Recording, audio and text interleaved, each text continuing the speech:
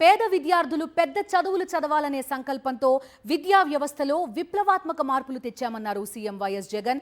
పిల్లల చదువుల కోసం తల్లిదండ్రులు అప్పుల పాలు కాకూడదనే ఉద్దేశంతో విద్యా దీవెన పథకం ద్వారా ఆర్థిక సాయం అందిస్తున్నామన్నారు.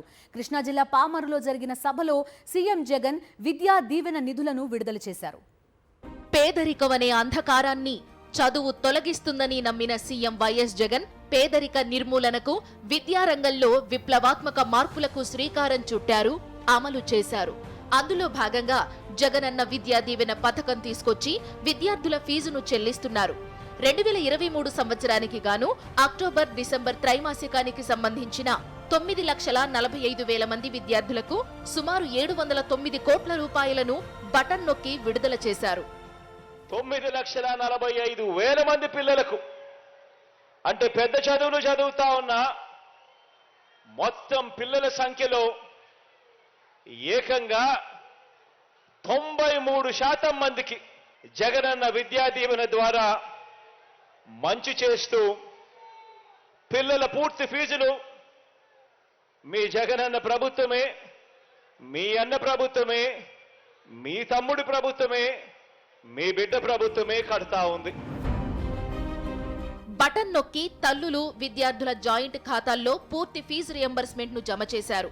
ఈ సందర్భంగా మాట్లాడిన ఆయన విద్యా దీవెన, వసతి దీవెన పథకాలకు ఇప్పటి వరకు 18,000 కోట్ల రూపాయలు ఖర్చు చేసినట్లు వెల్లడించారు.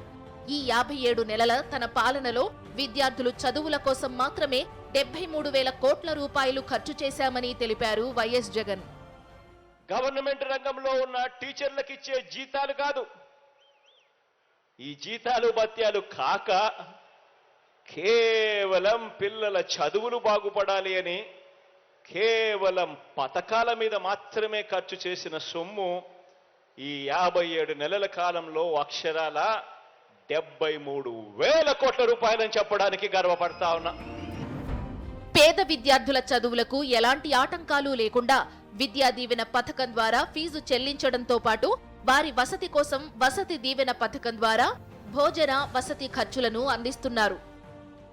ప్రతి ఏప్రిల్లోనూ ఒక వాయిదా మనం ఇస్తూ వస్తున్న జగనన్న వసతి దీవెన ద్వారా భోజన, వసతి ఖర్చుల కోసం చెల్లించిన మొత్తం మరో 4,275 కోట్ల రూపాయలు.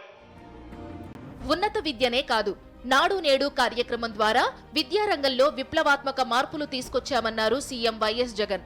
ఇంగ్లీష్ మీడియం చదువులు సాఫీగా సాగడం కోసం పాఠశాల పుస్తకాల్లో బైలింగ్వల్ పాఠ్య పుస్తకాలు అందించడంతో పాటు డిజిటల్ కోచింగ్ కోసం ఐఎఫ్పి ప్యానెల్స్, ట్యాబ్లను అందించామన్నారు. ప్రపంచమే ఆంధ్రప్రదేశ్ వైపు చూసే విధంగా విద్యారంగం దూసుకెళ్తుందన్నారు వైఎస్ జగన్.